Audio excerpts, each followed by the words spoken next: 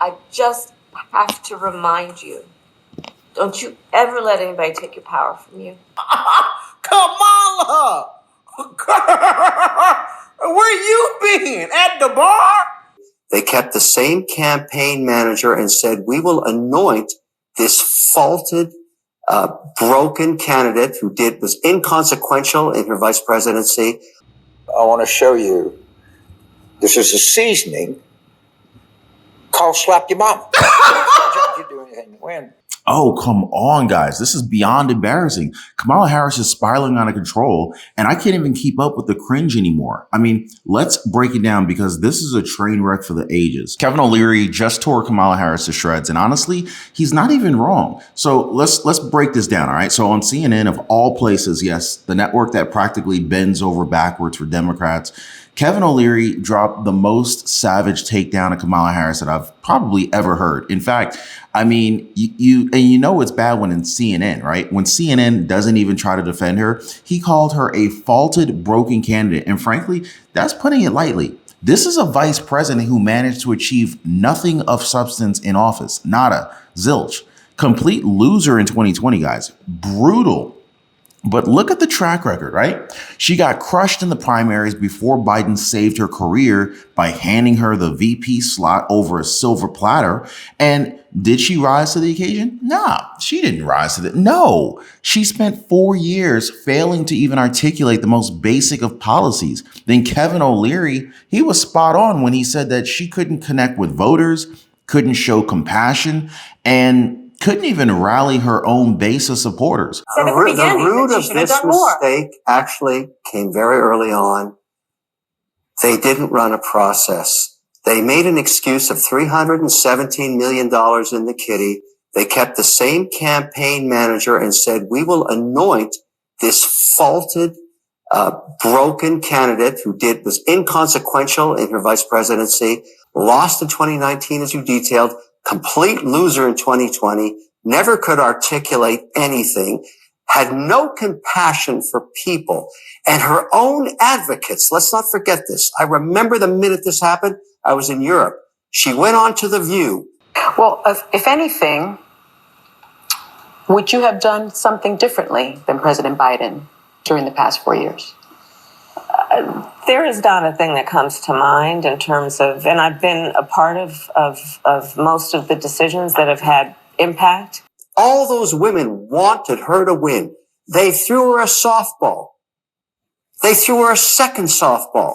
She was so weak as a candidate, she couldn't even answer that she would do something different. It ricocheted around the world. She was finished. Well, let me go. They will never do that again.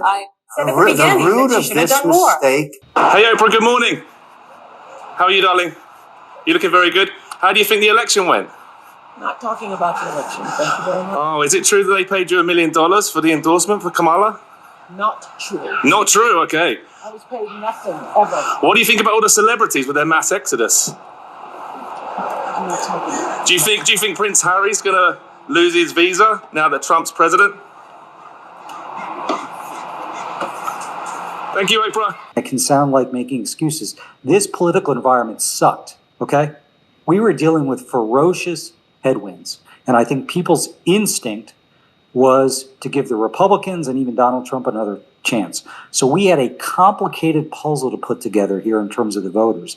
And it was going to take a little bit more independent Republicans. We have to understand that what happened in this election and what didn't. And, I think at the end of the day, we had to raise people's concern and the threat level of a Trump second term. Donald Trump didn't just beat Kamala Harris, he broke her. Like, she's out there trying to piece together what's left of her dignity while drowning in debt and excuses. So first of all, $1.4 billion. She blew through over $1 billion of donor cash pretending to be something that she's not. Hello, I'm black when convenient. And for what? A humiliating loss to Trump that she never even had a shot at winning. And that internal polling, turns out she was never leading, not once. They lied to everybody. They lied to donors. They lied to voters. They were lying to themselves, guys. So here's Kamala Harris's senior advisor, David Plouffe, admitting the media polls that had Kamala Harris ahead, they were all wrong. They were lying to us. See, this is why people are mad at the news. This is why people are mad at mainstream liberal media, because they keep lying. Their internal polls never had Kamala Harris ahead. And it would be a shame if this went viral. That's all I can say. Watch. When we got in, my recollection is some of that snapped back, but we were behind.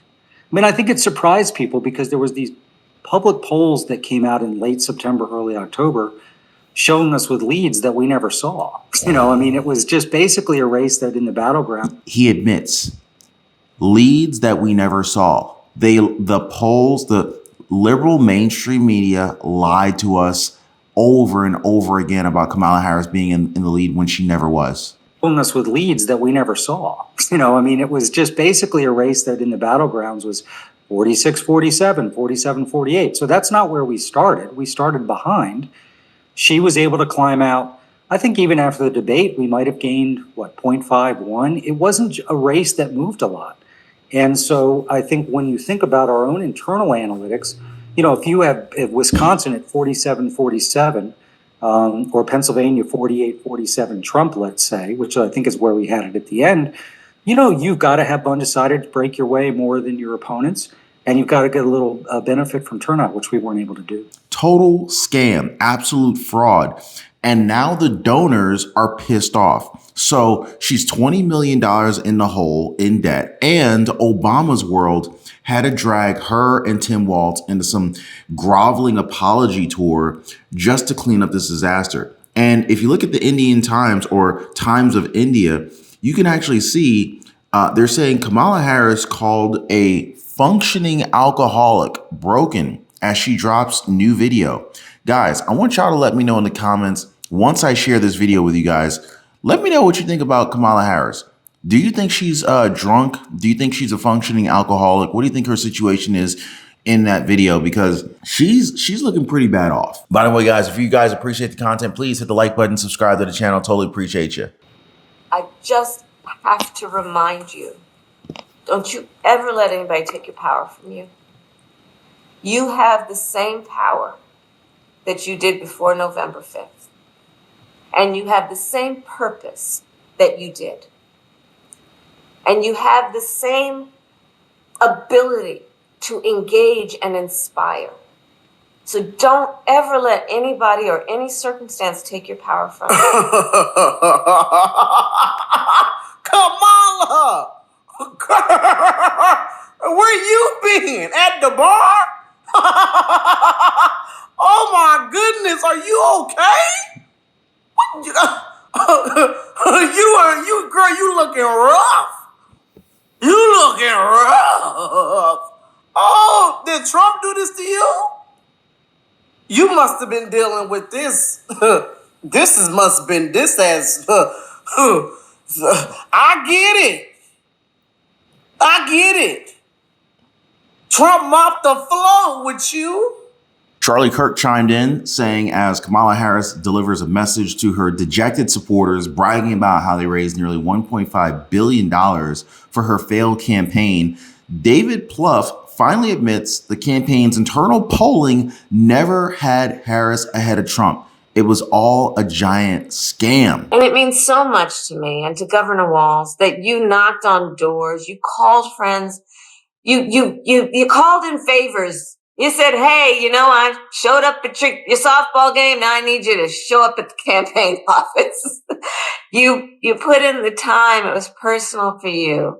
Because of your efforts, get this, we raised an historic $1.4 billion, almost $1.5 billion.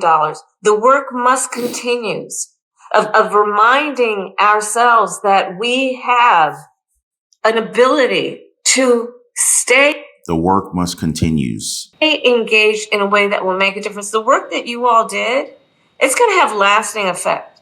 It's definitely having a lasting effect because people are still having to work to pay off the debt. Her response? Well, a cringe fest. Okay. So a cringe fest of a rant where she actually bragged about burning through all that money? Who in their right minds brags about failing that spectacularly, right?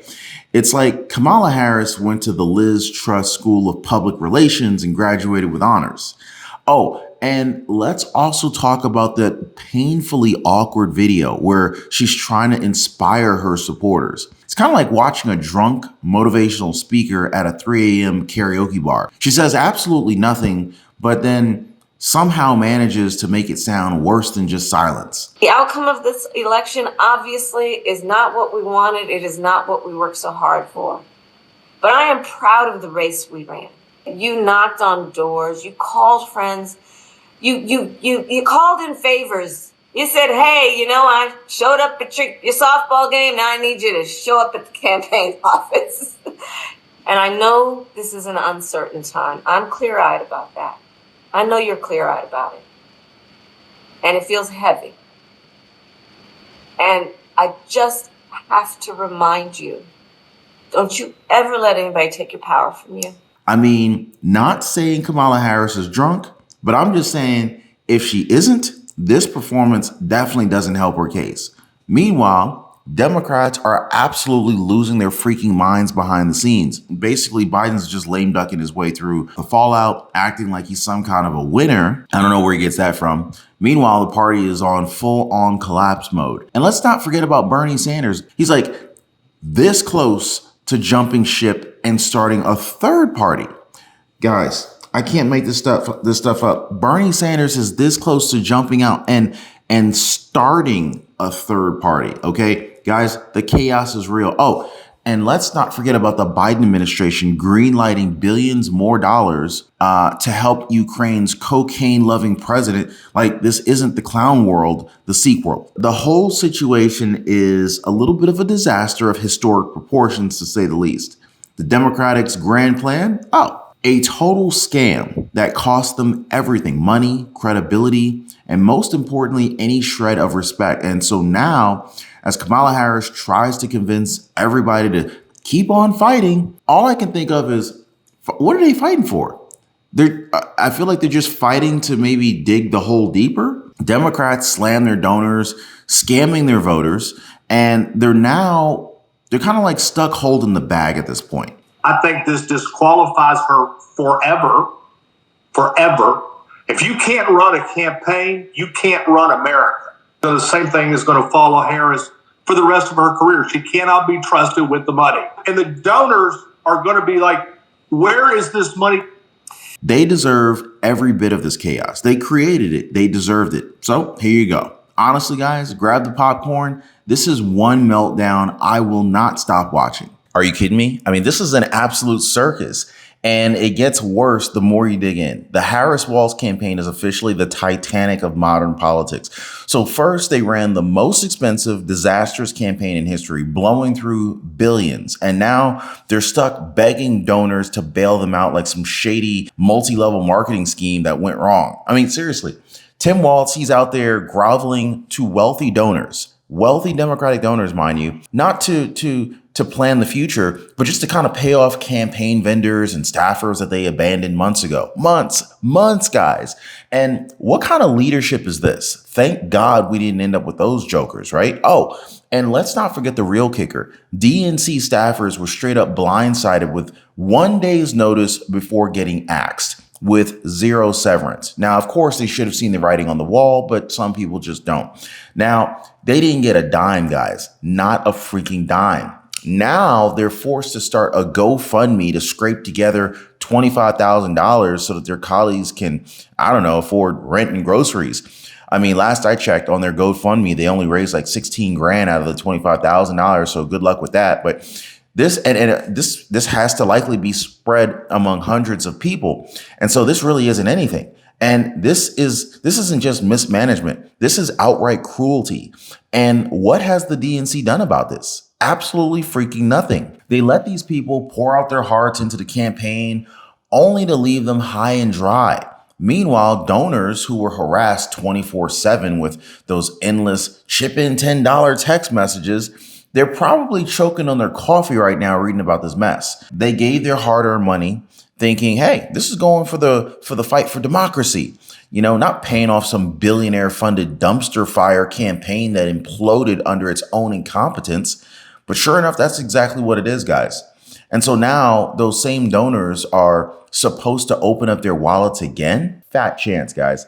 And Walz, Tim Walz, this guy, he's got the audacity to show his face and pretend that he's the solution. No accountability, no plan. I mean, just more empty promises to the Democratic elites, while grassrooted staffers are left begging for scraps. Then, of course, let's not forget about the unionized DNC workers even staged a protest at Union Station, but it barely made a dent. Why? Because apparently being a part of a union means nothing when the party that you're working for refuses to protect you. This has just completely ruined Democratic credibility all the way, all the way. And while Democrats flail around trying to save face, Trump's team is busy building a political super squad, guys. They're assembling like a Marvel movie, right? They're putting together heavy hitters like Kash Patel, Elon Musk, and Vivek Ramaswamy to revolutionize everything from AI policy to government waste. Meanwhile, Democrats are stuck with Tim Walz doing damage control for a campaign that really probably should have been buried weeks ago. Oh, and let's not ignore the elephant in the room, guys. Biden, remember that guy? Oh yeah, President of the United States. So Joe Biden is still pretending everything's fine while the party around him is crumbling. It's a dumpster fire, guys. People are literally saying Bernie Sanders is thinking about jumping ship in order to start a third party. This is pure chaos, absolute clown world, all right? Now, the Harris-Walz disaster isn't just a campaign failure. It's a complete indictment of Democratic leadership. They failed their donors, they failed their staffers, and they failed the American people. And now, instead of taking responsibility, they're running damage control with GoFundMe pages and groveling apology calls. Pathetic, guys. Just pathetic. We didn't get the breaks we needed on Election Day. There was the Biden-Trump 1.0, which is obviously pretty catastrophic in terms of where the race stood. When we got in, my recollection is some of that snapped back, but we were behind. I mean, I think it surprised people because there was these public polls that came out in late September, early October, showing us with leads that we never saw. There has been, even from some folks, anonymously at least, inside the campaign, some critique of some of the spending decisions around things like the set for Call Her Daddy, this, renting the Sphere, that sort of stuff. Do you think when you guys have done all the books, that whether the DNC will be in debt at the end of this race? We had some unique things that we had to do in this race. You can look at, did we get the best deal here? This was quite costly here. It's quite expensive. At the end of the day, though, I think if you look at the spend we had, the majority of the money we spent, it was to reach voters. We wanted to do it. I hate to repeat this over and over, but it was a very short race with a limited number of days. And for a candidate to leave the battleground to go to Houston, which is a day off the playing field in the battleground, getting that timing right is really important. So we had discussions with Joe Rogan's team. They were great. They wanted us to come on. We wanted to come on. We tried to get a date to make it work, and ultimately we just weren't able to find a date. Frankly, exhausted of Brett. More than 70% of people tell the country is on the wrong track. They say the country is on the wrong track. If it's on the wrong track, that track follows 3.5 years of you being vice president and President Biden being president. That is what they're saying, 79% of them. Why are they saying that? If you're turning the page, you've been in office for 3.5 years. And Donald Trump has been running for office. But you've been the person holding the office. Come on. Madam You Vice and I President. both know what I'm talking about. You and I both know what I'm talking about. I actually don't. What are you talking about? What I'm talking about is that over the last decade, But people you're the have lever of become, power. but listen, over the last decade, it is clear to me, and certainly the Republicans who are on stage with me. I want to show you, this is a seasoning called Slap Your Mama. Don't you do anything to win. You had this wonderful relationship with your mother, mutual idolatry, which a lot of mothers and sons have in Louisiana in the documentary. And would you slap your mama to win an election? Of course I would. And you know what else? If I told my mama, I got to slap you to win. And she said, son, is that going to help you close the sale? I said, yes, ma'am. She said, go ahead and slap me. Go ahead and slap me. You do anything you can to win. By the way, guys, if you guys appreciate the content, please hit the like button, subscribe to the channel. Totally appreciate you. But here's where it got downright humiliating, guys. She went on The View, a show that practically worships the ground that Democratic candidates walk on, and she still bombed. The View, the freaking View. The lady served her 2 softballs, underhanded pitch and slow, and she whiffed both of them. Couldn't even manage a halfway convincing answer to the simplest of questions, right? And that wasn't just a bad look. It was catastrophic. Now, according to Kevin O'Leary, that interview ricocheted around the globe, exposing her weaknesses for everyone to see. And that's when the narrative shifted and the campaign was straight up dead on arrival. And let's not pretend that this was some one-off mistake. This was the culmination of years of being an inconsequential vice president with no clear vision, no relatable message, and no ability to lead. Kamala Harris didn't lose on a landslide because of bad luck in an unfair media. She lost because she was fundamentally unelectable. Kevin O'Leary's rant wasn't harsh. It was the truth. And at this point, the Democrats have no one to blame but themselves for pushing a candidate who was so flawed that even their staunchest allies could not prop her up. And the cherry on top, they're still reeling with no clear path forward. Meanwhile, Kevin O'Leary, he just laid out exactly why Kamala Harris will go down as one of the weakest candidates in modern political history. Hey, truth hurts, right? But of course, we got to talk about Kamala's campaign manager. So listen to Kamala's campaign chair now saying that the media lost her the election. Not the campaign manager, not Kamala Harris and her team. The media that was 84% positive for her and 89% negative for Trump somehow lost the campaign for Kamala. But listen to Kamala Harris's campaign manager. I would say, I mean, look, I am not media hater by any measure. And I think that, we women don't get far in life talking about double standards. So that's not the point. But I do think a narrative, 107 days, 2 weeks fucked up because of a hurricane, 2 weeks talking about how she didn't do interviews, which, she was doing plenty, but we were doing in our own way. We had to, be the nominee, had to find a running mate and do a rollout. I mean, there was all these things that you kind of want to factor in, but real people heard in some way that we were not going to have interviews, which was both not true and also so counter to any kind of standard that was put on Trump that I think that was a problem. And then on top of that, we would do an interview. And to Stephanie's point, the questions were small and processy and about dumb. She wouldn't do any interviews. She wouldn't do any interviews at first. And this went on for several weeks. And then when she finally did interviews, they were scripted. They were telepromptered. They were 100% edited after the fact, deleting. I mean, it was unreal. And that was because she wouldn't even answer the question. That's the other problem. She would go into these fake scripted, highly edited interviews and not answer the questions.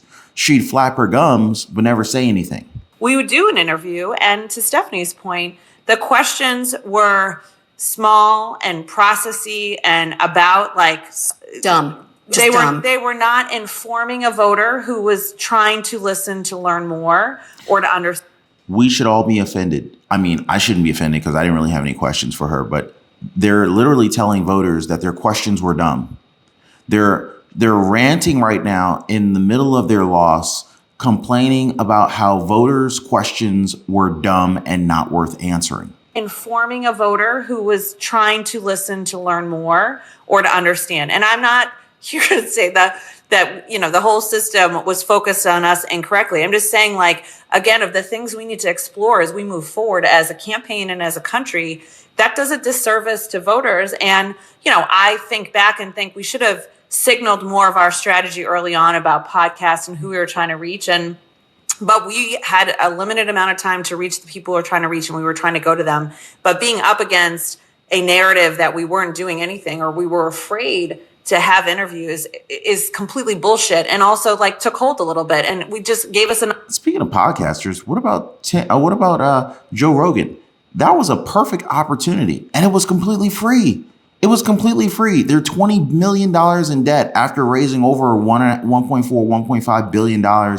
They managed to find themselves in debt, left campaign staffers high and dry, unpaid, and they completely pass up an opportunity to sit down for free with the biggest podcaster in the United States. A narrative that we weren't doing anything or we were afraid to have interviews is completely bullshit, and also like took hold a little bit, and we just gave us another thing we had to fight back for that Trump never had to worry about.